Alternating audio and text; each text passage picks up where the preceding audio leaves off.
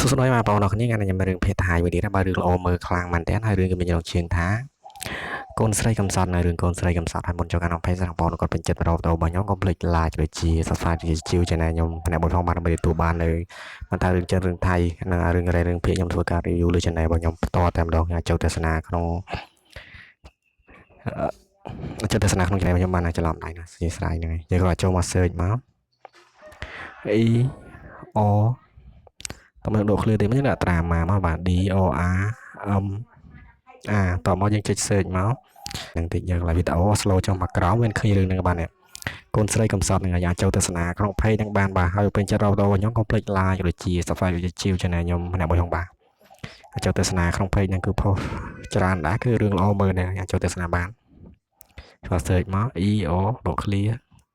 E O R M R ហ្នឹងហើយ drama E O drama ហ្នឹងហើយអាចចូលទស្សនាបានក្នុង page វិញហ្នឹងគឺរឿងល្អមើលខ្លាំងមែនតើហើយខ្ញុំនិយាយមានខ្មោចខុសឆ្គងអីគឺសូមអធិស្ឋានផងបាទវីដេអូខ្ញុំសូមមកចាត់តែប៉ុណ្្នឹងមានច្រើនទេបាទ